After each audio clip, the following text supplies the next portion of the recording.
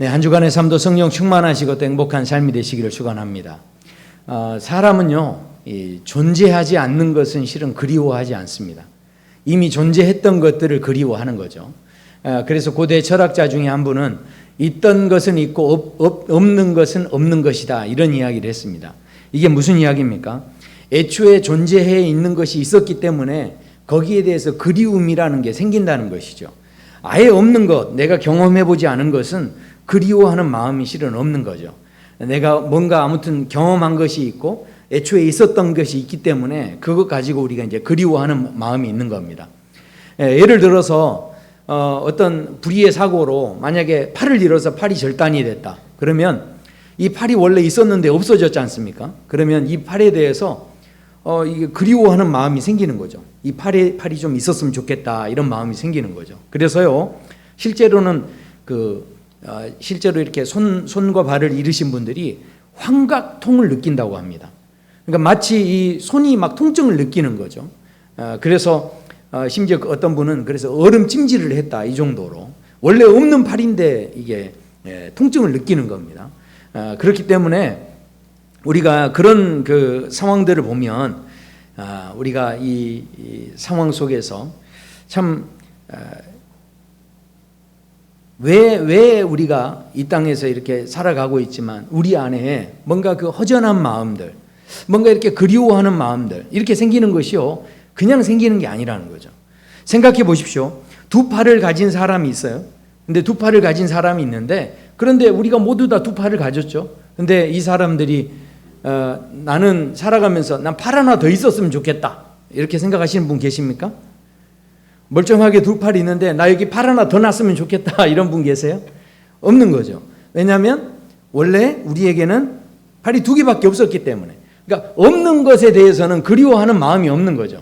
아예 그런 생각을 하지 않는 겁니다. 그러나 있었는데 없어진 것에 대해서는 자꾸 그리워하는 마음이 생기는데, 이게 참 의미 있다라는 생각을 합니다. 왜냐하면 하나님도 마찬가지예요. 천국과 지옥도 마찬가지입니다. 천국이 없었으면 실은 우리가 그리워하는 마음이 없을 거예요. 그러나 모든 사람들이 은연중에 다 천국에 대한 생각을 하고 있고요.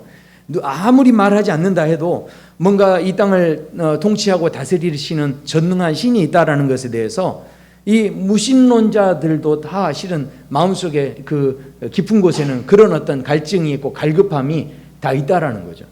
이게 수천 년이 지났고 수백 년이 지났는데도 사람 마음에서 없어지질 않습니다. 이 천국에 대한 마음, 이 하나님에 대한 마음, 이것 자체를 우리가 부인할 수가 없어요. 왜냐하면 없었던 것이 아니기 때문에, 있었던 것인데 그 에덴 동산을 잃어버렸기 때문에 우리가 거기에 대해서 끊임없이 실은 그리워하는 마음들을 갖게 된다라는 것이죠. 그래서 오늘 우리가 읽었던 본문의 그 히브리서 11장은 말씀을 그렇게 시작을 합니다. 믿음은 바라는 것들의 실상이요 보이지 않는 것들의 증거니. 그러니까 우리가 믿음으로 살아가는데 보이지 않는다고 해서 없는 게 아니라는 거죠. 빙산의 일각이라고 하지 않습니까? 빙산에 물 위로 나와 있는 부분은 한 10%밖에 안 되고요, 그 아래에 있는 90%가 물속에 숨어 있는 겁니다. 그러니까 없다고 해서, 안 보인다고 해서 없는 게 아닌 거죠. 안 보여도 이 존재하는 것들이 실은 있다라는 것입니다. 그래서 이 히브리서가 기록되는 그 당시의 상황들에 그리스도인들이 내부적으로도 굉장히 좀 여러 가지 핍박과 어려움이 있었지만, 그러나 외적으로도 로마 사람들에 의해서 여러 가지 환난과 어려움을 당하는 그런 상황 속에서 많은 사람들이 신앙의 삶의 그 자리에서 뒤돌아서 버리고, 또 어려움이 있다고 해서 주저앉아 버리고, 그렇게 신앙을 포기하는 사람들이 생겨났다라는 것이죠. 그래서 히브리서 기자가 그들에게 끝까지 낙심하지 말고 내가 믿음으로 승리하기 원한다, 이런 마음으로 이 히브리서를 기록을 했는데, 그래서 히브리서 11장 바로 이 직전에 히브리서 10장에 보면 마지막을 이렇게 말씀합니다. 나의 의인은 믿음으로 말미암아 살리라. 또한 뒤로 물러가면 내 마음이 그를 기뻐하지 아니하리라 하셨느니라. 우리는 뒤로 물러가 멸망할 자가 아니고 오직 영혼을 구원함에 이르는 믿음을 가진 자니라, 그렇게 말씀을 합니다. 그러니까 이 말씀을 하면서 우리는 뒤로 도망쳐서는 안 된다는 거죠. 물러설지 말자는 것이죠. 우리는 왜냐하면 믿음으로 살고 있기 때문에 지금 당장의 결과가 보이지 않고 눈에 보여지는 것이 없다 할지라도 끝까지 믿음 가지고 전진해 나가고 승리해 가자, 이런 이제 권면의 말씀을 주고 계시는데, 그래서 히브리서 11장에는요 많은 믿음의 사람들이 이제 소개가 되기 시작합니다. 근데 그 첫 번째 사람이 누구였냐면 바로 아벨이라는 사람이었습니다. 우리가 대부분 아벨 하면 많은 분들이 다 아는 인물이죠. 왜냐하면 성경을 읽다 보면 가장 첫 번째 그래도 등장하는 인물 중에 하나이기 때문에 그렇습니다.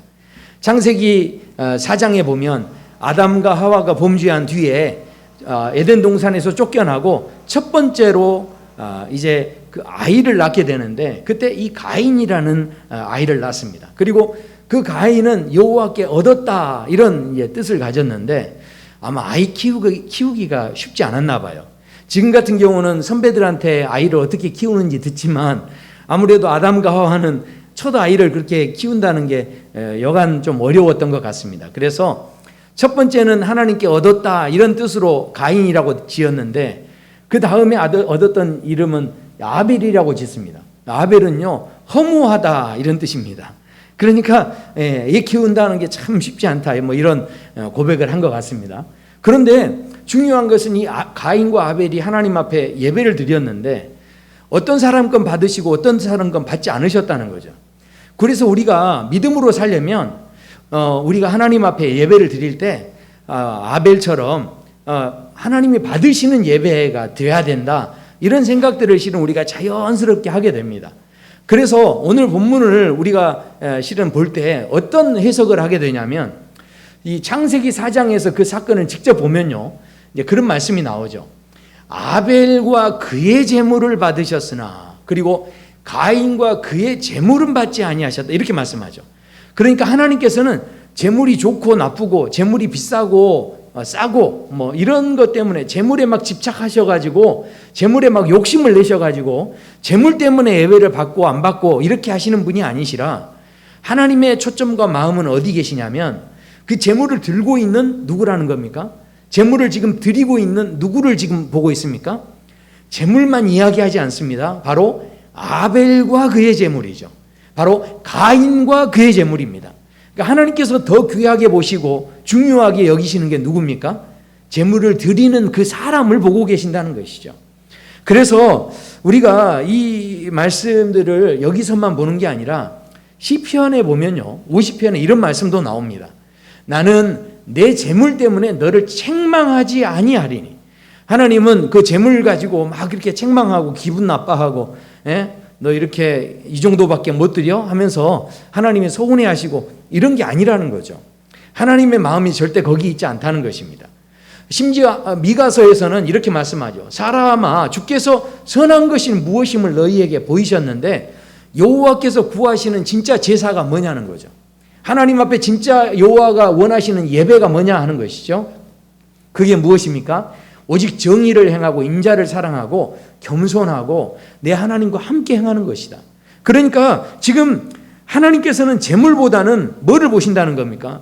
그 재물을 드리기 위해서 월화 수 목 금 토 그 날마다의 삶 속에서 그 재물을 드리고자 하는 사람이 어떤 마음으로 준비하고 그 재물을 드리려는 사람이 또 하나님 앞에서 그 재물을 또 이렇게 얻기 위해서 성실하게 노력하고 또 진실하게 살아가고 그 재물을 드리는 사람이 그 재물을 가지고 하나님께 드릴 어떤 기대하는 마음, 기뻐하는 마음, 액수가 중요한 게 아니라 그 하나님께서 이 월화 수목 금토에 그 준비된 그 사람의 그 마음을 이렇게 함께 받으시고 계신다는 것이죠.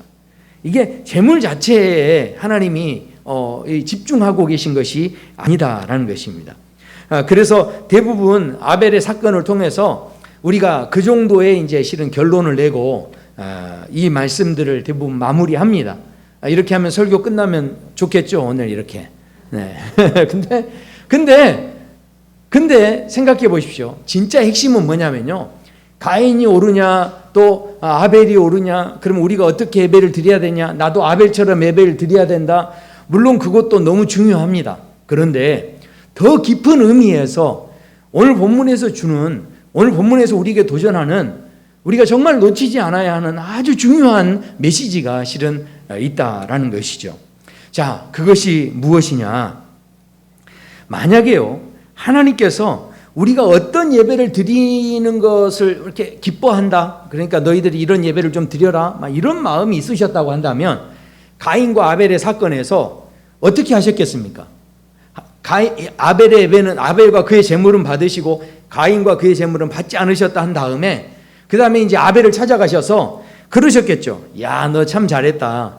어떻게 그렇게 생각을 했니? 그러면서 네가 드리는 그런 예배가 내가 정말 기뻐하는 예배야. 그러니 다른 사람에게도 그 좀 알려줘라. 뭐 이렇게 하면서 이제 이야기하셨겠죠.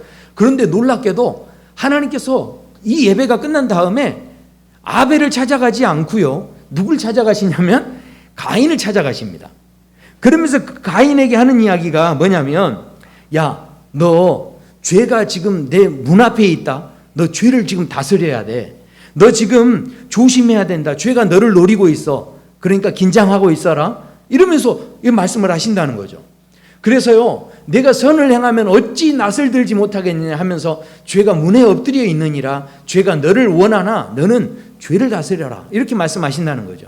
야, 너 그런 식으로 예배 드리면 되겠니? 이렇게 꾸짖으시는 게 아니라 아직 그 죄가 이 가인을 아직 다 점령하지 못하고 있는 거죠. 그러니까 네가 이 죄를 좀 다스렸으면 좋겠다. 이렇게 하면서 마치 좀 충고하듯이, 마치 좀 뭐 나무라고 혼내시는 모습이 아니라 뭔가 이 가인이 좀 더 잘했으면 좋겠다 이런 마음으로 그렇게 지금 다가가고 계시는 그런 말씀을 도전하고 계신다라는 것입니다. 그런데 가인이 어떻게 합니까? 이 말을 완전히 무시해 버리죠. 그리고 어떻게 하죠? 이 충고를 듣지 않고 아벨을 몰래 불러서 이제 들로 데리고 갑니다. 그래서 그 들에서 이 아벨을 죽였다는 겁니다. 그러니까 이 사람이 우발적으로 살인을 한 게 아니에요. 그러니까 지금 이 법으로도 보면 이 사람이 이 우발적인 살인을 한 게 아니라 계획적인 살인을 한 거죠. 그러니까 우발적인 살인은요, 정상 참작이 됩니다. 근데 이 뭐 미필적 고의 뭐 이렇게 뭐 이야기하는 이제 법적 용어들도 있는데, 실은 이 고의성이 들어가 버리면요, 이게 형량이 더 무거워지는 거예요. 그러니까 지금 아주 실은 죄질이 나쁜 그런 죄를 지금 범하고 말았다라는 것이죠. 자, 그런데 하나님께서요, 이 가인에게 지금 뭐라고 하시느냐? 야, 너 내가 경고했는데 왜 조심하지 않고 이렇게 아벨을 죽이기까지 했느냐? 이렇게 하나님께서 말씀하신 게 아니라 또 하나님이 뭐라고 하시냐면 이렇게 이야기를 하십니다. 내 아우 아벨이 어디 있느냐? 그렇게 물어보세요. 아니, 생각해 보십시오. 하나님께서 마치 뭔가 모르듯이 내 아우 아벨은 어디 있느냐 이렇게 찾으실 때 왜 이렇게 하셨겠습니까? 정말 하나님이 모르셨을까요? 다 아셨죠. 근데도 왜 이렇게 물으셨겠습니까? 결국은 이 가인에게 아직도 기회를 주고 계시는 거죠. 야, 내가 잘못했습니다, 하나님. 이렇게 할 수 있는 그 기회를 주시기 위해서 내 아우 아벨이 어디 있느냐 이렇게 물어보셨다는 겁니다. 그런데 그 기회를 주셨지만, 그러나 이 가인이 하는 대답을 보면요, 뭐라고 하냐면 이렇게 합니다. 내가 아우를 지키는 자니까 이렇게 이야기했다는 거죠. 이걸 전문 용어로 재수없다고 그럽니다. 참 그 대화의 질 자체가 떨어지는 거죠. 우리가 이게 가인이 그 대답하는 모양을 보면 한 대 가서 그냥 확 쥐어받고 싶은 이제 이런 실은 대답을 하고 있는 겁니다. 자, 그런데요, 이때 하나님께서 가인에게 벌을 내리시는데, 그런데 왜 네가 아우를 죽였느냐? 땅에서 그 핏소리가, 내 아우의 핏소리가 부르짖느니라 이렇게 말씀하시면서 너는 앞으로 땅에서 더 이상 소산물을 얻지 못할 것이다. 그리고 너는 이 땅에서 유리하며 방황하게 될 것이다. 이제 이렇게 말씀을 합니다. 자, 그러면 결과적으로는 가인이 떠돌아다니다가 죽었다 하고 이제 이야기가 끝나야 되지 않습니까? 근데 놀랍게도 가인이요, 이 이후에 농사 짓던 가인이 이 이후에 직업을 바꿔가지고 어떻게 되냐면, 이 양치는 이제 일들을 하면서 그 자손들이요, 굉장히 번성을 해서 이제 잘 살게 되는 이제 이런 모습들이 보여집니다. 이때 이 심판의 메시지가 임했을 때 이 가인이 뭐라고 하냐면, 아이고 하나님, 이거 이 죄벌이 나한테 너무나 무겁습니다. 이러면서 하나님, 이렇게 벌 주시면 어떻게 합니까? 왜냐하면 이렇게 말씀하시면 제가 어떻게 돌아다닙니까? 제가 돌아다니다가 사람들이 저를 절대로 가만두지 않고 저를 죽일 겁니다. 이렇게 이제 두려워하면서 하나님께 이야기를 합니다. 그러니까 그때 하나님께서 야, 그러니까 네가 자초한 일 아니냐? 이게 다 누구 때문이야? 바로 너 때문 아니냐? 이렇게 하나님 말씀하셔야 맞지 않습니까? 근데 하나님 그렇게 말씀 안 하시고 또 뭐라고 하시냐면 이렇게 이야기하십니다. 가인을 죽이는 자는 벌을 7배나 받을지니라. 그러면서 증거의 표를 주시고 가인을 지켜주셨다라는 겁니다. 아니 이런 흐름을 보면 아니 도대체 하나님은 무슨 생각으로 이렇게 하시는지, 가인이 분명히 예배 드릴 때 예배도 받을 만한 예배가 아니었고, 가인이 심지어 예배 드렸던 동생을 그 시기에서 죽여버리고 또 그랬던 이 가인에게 벌을 내렸는데, 아유 나 너무 이 벌이 무거워서 나 질 수가 없습니다. 사람들이 나를 죽일 수 있습니다. 그랬더니 내가 너를 그러면 지켜줘서 너를 죽이는 자는 벌을 더 7배나 받게 할 거야. 이렇게 하면서 증거의 표를 주시고 뭐 그랬다는 겁니다. 아니 하나님 도대체 무슨 생각이 있어서 그렇게 하시는지, 실은 이 이야기의 흐름을 보면 우리가 일반적으로 생각할 수 있는 그런 흐름은 아니다라는 것이죠. 자, 그렇다면 결국 이 사건을 통해서 하나님께서 우리에게 말씀하시는 게 무엇이냐는 것이죠. 결국은요, 가인이 더 옳으냐 아벨이 더 옳으냐, 우리가 그러면 아벨처럼 하나님이 받으시는 이런 예배를 드려야 된다, 물론 그것이 맞는 말이지만 그러나 단순히 그것을 이야기하시고만 있지 않다는 거죠. 더 깊은 의미에서 하나님께서 우리에게 주시는 아주 중요한 메시지가 본문 안에 들어있는데 그것은 바로 하나님의 긍휼하심이었다는 것입니다. 그러니까요, 이 사람들이 다 엉망이었고 이 가인도 그 죄 가운데 있었지만 하나님께서 끊임없이 지금 긍휼을 베푸시고 계시는 하나님의 그 일관된 모습들이 보여지고 있다는 것입니다. 어느 교회에 성가대에 이 성가대 대원이신데 노래를 하는데 이게 늘 음치여서 이게 주변 사람들한테 피해를 주는 거예요. 함께 이렇게 합창을 하는데 화음도 안 맞고요, 소리가 막 튀는 게 한두 번이 아닌 겁니다. 그래서 주변에 있는 사람들이 너무 이제 스트레스를 받았어요. 참다가 안 되겠어서 이제 몇 사람이 대표로 누구를 찾아갔냐면 목사님을 찾아갔어요. 그래서 목사님, 아무래도 이 집사님은 좀 성가대에서 좀 빼주셔야 되겠습니다. 아니 너무 이 은혜가 안 되고 화음도 못 맞추고 늘 이렇게 튀는 목소리로 그렇게 함께 하니까 함께 하는 사람들이 다 스트레스가 되고 너무 힘들어서 안 되겠다고, 좀 어떻게든 이분을 좀 빼주시라고 그렇게 이야기한 거예요. 그러니까 목사님도 너무 괴로운 거죠. 왜냐하면 어떻게 또 그분을 그렇다고 또 빼겠어요. 그래서 너무 고민이 되는데 5사람이 막 또 찾아와가지고 뭐 이야기를 막 하고 하니까 이제 한 사람도 아니에요. 막 그렇게 5-6사람 와서 이야기를 하니까 어떻게 합니까? 그 집사님을 불러다가 놓고 이야기를 했어요.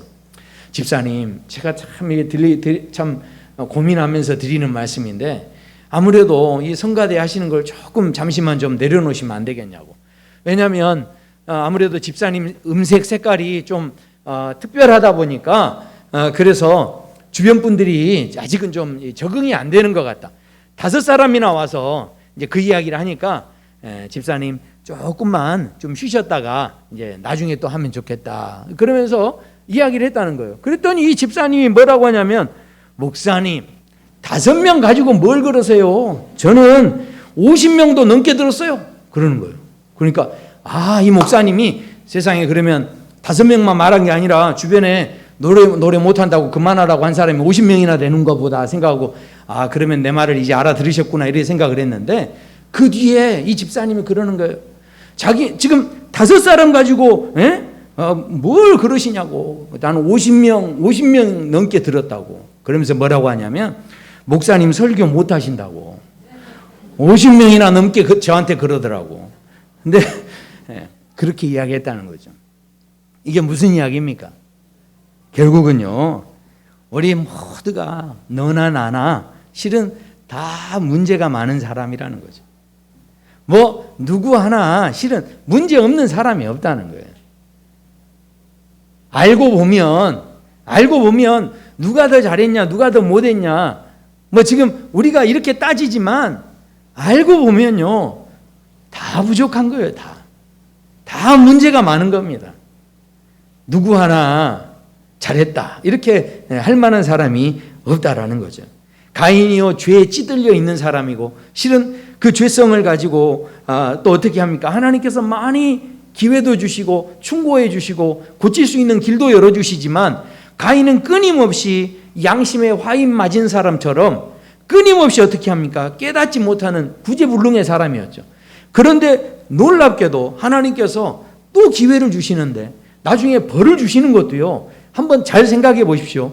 이 벌을 받았다라고 하는데 하나님께서 징벌을 내리실 때, 징벌을 내리면 그냥 바로 끝장내버리시는 게 아니고요, 이 땅에서 소산에서 더 이상 먹을 것을 얻지 못할 것이다 이렇게 말씀하셨는데, 한번 생각해 보십시오. 이게 마치 벌 받는 것처럼 보이지만, 그러나 가인이 땅에서 농사를 못 지으니까 어떻게 합니까? 양을 치는 목축 일을 하게 되죠. 근데 원래 이 목축 일은 누가 했습니까? 아벨이 했죠. 아벨이 짐승을 잡아 하나님께 드렸지 않습니까? 가인은 농사를 지어서 곡식을 드렸죠. 그러니까 지금 그러면 하나님께서 이 벌을 내리셔서 농사를 못 짓게 했으니까, 그러면 어떻게 됩니까? 그 가인이 그 벌을 받는 징표로 목축업을 하게 됐으니까, 그럼 목축업을 하는 모든 사람들은 다 벌 받은 사람들입니까? 아니, 그렇게 말하기가 또 실은 어려워진다라는 것이죠. 더군다나 그러면 농사를 짓는 것 자체가 어떻게, 그러면 더 복된 일일까요? 하나님 그걸 뺏어버렸으니까, 벌로 그것을 뺏어버렸으니까 농사를 짓는 게 복된 일일까요? 실은 그것도 아닙니다. 왜냐하면 하나님께서 아담과 하와가 범죄했을 때 네가 고통 중에 자녀를 낳을 것이고 수고해서 열매를 먹을 것이다 하면서 이 농사 짓는 것에 대해서 벌로 땀을 흘리고 수고하고 고통 가운데서 이 열매를 얻을 것이다 말씀을 하셨거든요. 아니, 그렇게 본다고 한다면 이게 지금 도대체 벌이라고 내리긴 하셨지만, 지금 이 가인이 이게 지금 벌을 받는 건지 아닌 건지 이게 굉장히 그 아리송한 그런 부분이 실은 있다라는 거죠. 뿐만 아니라 시편에 보면요, 이렇게 말씀합니다. 보라, 자식들은 여호와의 기업이요 태의 열매는 그의 상급이로다. 젊은 자의 자식은 장사의 수중의 화살 같으니 이것이 그의 화살통에 가득한 자는 복이 있도다. 그러니까요, 자식을 낳는다는 게 어떻습니까? 솔직히 고통스러울 수 있죠. 그러나 그 고통이요, 실은 그 아이를 키우면서 나중에 얻게 되는 그 기쁨하고는 이게 비교가 안 되는 거죠. 저도 집에서 우리 자녀들이 있는데, 지금은 자녀들이 어느 정도 장성해서 어디를 가도 애들이 다 가가지고 이렇게 같이 옆에 서 있고 그러면 얼마나 든든한지 몰라요. 요즘에는요, 제가 운전 안 합니다. 이게 얼마나 참, 이게 옆에서 운전 자기가 다 알아서 해준다는 거예요. 다 이렇게 해주면 저는 옆에 그냥 조용히 뭐 다른 일을 하고 가면 되거든요. 이게 죄송합니다. 또 네. 아무튼 이 사진을 찍어도요, 4명이서 이렇게 찍는 거하고요 5명이서 찍는 거하고 다르더라고요. 이게 사진이 꽉 찬 느낌이 드는 거예요. 이게 한 명 군대 가고 나서 4명이 찍었을 때는 뭔가 좀 허전하고 비어있는 느낌이 있더라고요. 또 죄송합니다. 네, 자녀 2분 계신 분에게 또. 네. 아무튼 제가 지금 말씀드리려는 건 다른 게 아니라, 우리가 자식을 낳는 것이 실은 성경에 보면 아담과 하와에게 벌로 주어진 건데, 그러나 또 이 성경 말씀에서는 뭐라고 합니까? 자식이 많은 것이 우리에게 복이 될 수 있다라는 이야기를 하고 있어요. 그러면 이게 지금 정확히 말하면 벌입니까? 복입니까? 이것도 실은 벌인지 복인지 말하기가 조금 아리송한 부분이 된다는 거죠. 더군다나 농사를 해서 먹는데 내 손에 수고한 대로 먹을 것이라 내가 복되고 형통하리라 이렇게 말씀한다는 거죠. 우리가 고생해서 땀 흘려서 이렇게 보람을 느끼고 이렇게 하는 게 오히려 우리에게 기쁨이 되고 오히려 그것으로 복을 받고 형통하게 된다는 거죠. 일 안 하고 먹고 살면 너무 좋겠죠. 그런데요, 일 안 하고 살아보십시오. 이게요, 사람이 금방 늙어버립니다. 그러니까 일이 있다는 게 얼마나 중요한지 몰라요. 그러면 하나님께서 그 수고해서 일을 하게 해서 벌을 내렸는데 그러면 지금 그게 벌입니까? 복입니까? 이게 또 가늠하기가 실은 어려워진다라는 거죠. 참 아리송하지 않습니까? 네. 분위기가 지금 저만 좀 아리송한 것 같아요. 네. 자, 이게 무슨 이야기냐?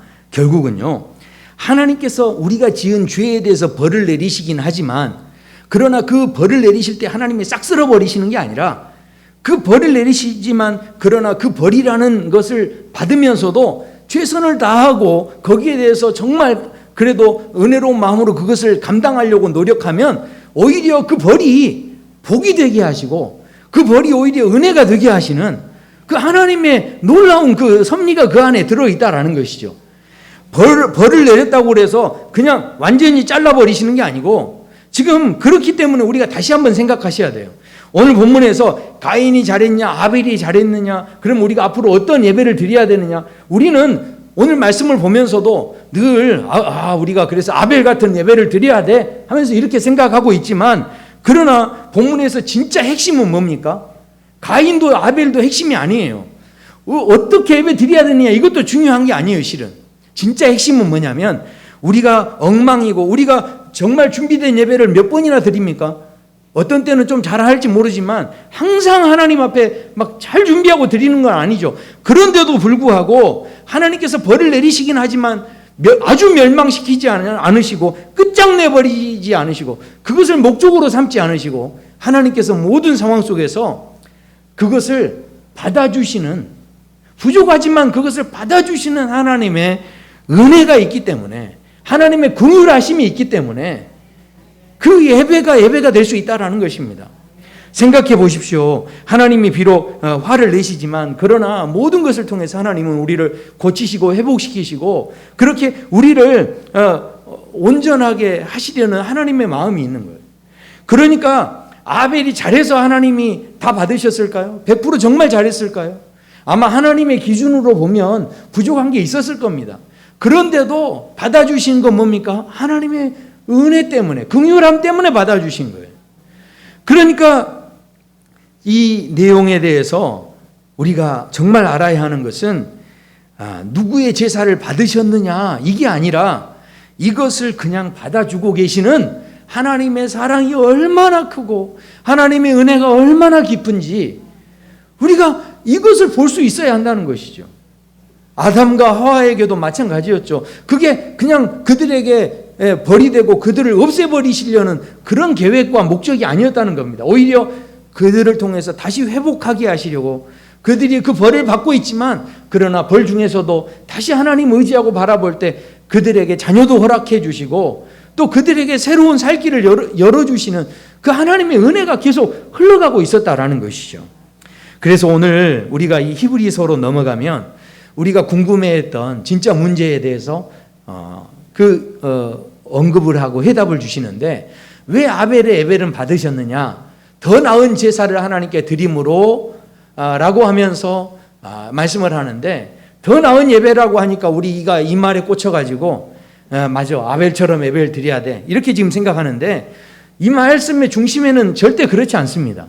이 말씀의 중심에 보면 그 모든 것에 하나님이 그 예물에 대하여 증언하셨다라고 말씀하고요, 그 믿음으로써 아벨이 지금도 일한다고 하는데, 결국은 온전한 예배 드린 것에 대해서 누가 증언하신 겁니까? 하나님이 증언하신 거죠. 결국 그것이 온전했다라고 누가 인정해 준 겁니까? 하나님이 인정해 준 거죠. 그러니까 우리가 세운 기준이나 우리가 생각하는 그런 틀로 예배 드렸을 때 이걸로 하나님이 받으신 게 아니라, 하나님의 은혜의 틀로 보셔가지고 그거를, 이 주도권을 누가 갖고 계세요? 하나님께서 가지고 이걸 받아주셨다라는 것이죠. 우리가요, 믿음이 있다는 것은요, 결국은 무슨 이야기냐면, 우리가 이 아벨의 믿음이 뭐겠습니까? 우리가 대부분 믿음이 있다라고 할 때 많은 분들이 야, 저 사람 믿음이 있다 그럴 때 하나님이 계시다, 하나님이 안 계시다, 하나님이 계신다 이랬을 때 저 사람 믿음이 있는 사람이고 이 생각하죠. 또 뭐라고 합니까? 이거 하나님이 하신 일인가, 하나님이 하지 않으신 일인가? 하나님이 하셨다라고 할 때 저 사람 믿음이 있다 이렇게 이야기하죠. 그런데 본문에서 말하는 믿음은 그런 믿음이 아닙니다. 왜냐하면 가인은요, 믿음이 없습니까? 아닙니다. 하나님하고 대화를 했잖아요. 그러니까 가인도 하나님이 존재하는 걸 다 믿고 있고 하나님과 심지어 이렇게 대화까지 하는 사람이었습니다. 그러면 본문에서 지금 아벨에게는 있고 가인에게는 없는 믿음이 뭐냐는 거죠. 아벨에게 있었던 믿음이 무엇이냐? 바로 아벨은 그 마음의 중심에 뭐가 있었냐면 이 모든 것이 하나님의 은혜입니다 라고 하는 그 고백이 이 아벨의 마음속에 있었다는 겁니다. 생각해 보십시오. 가인은요, 단지 땅의 소산을 바쳤어요. 그런데 아벨은 자신의 그 가축 중에서 첫 양의 첫 새끼와 그 기름을 바쳤다라는 이야기죠. 첫 새끼와 기름을 바쳤다는 이야기는 결국 무슨 이야기입니까? 우리가 하나님 앞에 11조를 드리는 이유가 뭐죠? 결국 이 나머지 모든 것이 다 누구의 은혜라는 겁니까? 하나님의 은혜라는 거죠. 우리가 그런 예물을 드리는 그 마음이 이 모든 것을 주신 분, 지켜주신 분, 나에게 이것을 공급하시는 분이 하나님이십니다 라고 하는 마음으로 실은 이 첫 예물을, 첫 열매를 떼서 드리는 거 아닙니까? 아벨은 그런 마음으로 예물을 드렸다는 거죠. 그런데 가인은 자기 예물을 안 받아주니까 화를 냈다는 거예요. 왜 화를 냈습니까? 왜 분노했습니까? 자기 건데 안 받아준 거예요. 그러니까 무슨 이야기입니까? 그 예물에 대해서 무슨 마음이 있는 거죠? 내 거라는 의식이 있는 거죠. 그러니까 나를 무시해? 이런 마음이 되는 거고, 그러다 보니까 당연히 화가 나는 거죠. 그러니까 이 가인이 예물을 드린 것은 자기가 농사 지어서 자기 힘으로 자기 수고로 내 것으로 내가 어느 정도 떼서 하나님께 탁 드린다 이렇게 생각하는 실은 마음이 있었기 때문에 이 화가 나는 쪽으로 갈 수밖에 없었다라는 거죠. 무슨 이야기입니까? 결국은 이들이 그 자신들의 소산을 바라보는 마음 자체가 다 달랐다는 거예요. 가인은 그 소산이 누구 거라고 생각합니까? 내 것 중에서 일부를 뗐다라고 생각하는 거고, 아벨은 첫 예물을 떼드림으로 인하여서 그 모든 것에 뭐가 있다는 거죠? 이 모든 것의 주인은 하나님이십니다. 솔직하게 말하면요, 우리가 어느 것도요 내 것이 없습니다. 실은 다 누구 겁니까? 하나님 거죠. 그런데 그 하나님 거 가지고 와서 우리가 하나님께 드리는 거예요, 실은. 그런데 우리는요, 예배를 드릴 때마다 무슨 생각을 갖습니까? 우리가 시간을 내서 또 이렇게 어려운 중에 놀러도 가지 않고 이렇게 와서 예배 드리니 하나님이 내 예배를 받아주시는 건 당연한 거야, 이렇게 생각합니다. 우리는 하나님 앞에 예배 드릴 때 하나님 이건 당연히 받아주셔야죠. 오늘도 내가 예물을 더 많이 준비해서 하나님 앞에 드렸습니다. 이거 당연히 하나님이 받아주셔야지, 이런 생각을 우린 갖고 있는 거예요. 그러나 어느 것 하나도 당연한 건 없습니다. 실은 하나님이 받아주시니까 이게 연락이 되는 거지, 내가 아무리 많은 걸 드려도요, 과부의 2렙돈을 하나님이 오히려 받으셨어요. 부자의 그 많은 재물을 오히려 받지 않으셨다라고 말씀합니다. 결국은 우리의 예배를 당연히 하나님이 받으셔야 되는 게 아니에요. 당연한 게 아니고요, 알고 보면 그 예배를 받아주시는 게 전적으로 무엇 때문입니까? 하나님의 긍휼하심 때문에, 하나님의 그 은혜 때문에 이걸 받아주고 계신다라는 것이죠. 그래서 하나님께서 이 가인에게 죄가 문 앞에 엎드려 있느니라, 죄가 너를 원하나 너는 죄를 다스릴지니라 말씀합니다. 결국 죄를 다스리라는 게 아벨을 죽이는 마음을 억누르고 인내해서 어찌됐든 그 마음을 다스려서 살인하지 말라, 이걸 말씀하셨을까요? 단순히 지금 그런 말씀을 하고 계신 게 아니죠.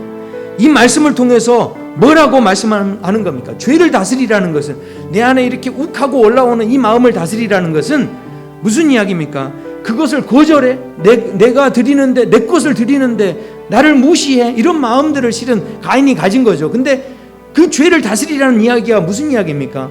결국은 자신과 자신의 재물을 받지 않으신 것조차도 당연한 것으로 하나님 앞에 그것을 받아들일 줄 아는 마음. 무슨 이야기입니까? 아벨도 온전해서 받으신 게 아니에요. 하나님께서 은혜로 받아주신 거죠. 그렇다면 받지 않으시는 것도 은혜라는 거죠. 왜냐하면 하나님이 거절하셨을 때는 뭔가 이유가 있는 거예요. 그 사람을 통해 더 훈련시키시고 더 연단시키시고 그 사람에게 더 온전하게 하시려는 하나님의 계획이 있기 때문에 거절하신 거예요. 그 사람이 싫어서가 아니라 그 사람을 더 새롭게 세워가시려는 하나님의 마음이 있기 때문에 어떤 때는 용납도 하시고 어떤 때는 거절도 하시고 하나님께서 그렇게 하시는 거예요. 근데 그 모든 것 속에 뭐가 들어있습니까? 하나님의 은혜가 들어있다라는 것이죠. 사랑하는 성도 여러분, 지금 오늘 말씀에 보면 우리가 그 말씀의 배경을 보면 하나님께서 벌을 주실 때 이 가인이 죄를 뉘우치고 하나님 앞에 나와야 되는데 그렇게 하지 않았죠. 그러나 하나님께서는 뭐라고 하십니까? 더 무거운 벌을 내리신 게 아니라 그럴 때 이 가인이 하나님 내가 벌이 너무 무겁습니다 이렇게 고백하면서 그렇게 사람들이 나를 죽이면 어떻게 합니까? 나올 때 비록 저주를 입고 지금 벌을 받고 있는 가인이지만 그러나 하나님께서는 비록 저주받은 사람일지라도 하나님 앞에 손을 내밀고 있는 이 가인에게 뭐라고 하십니까?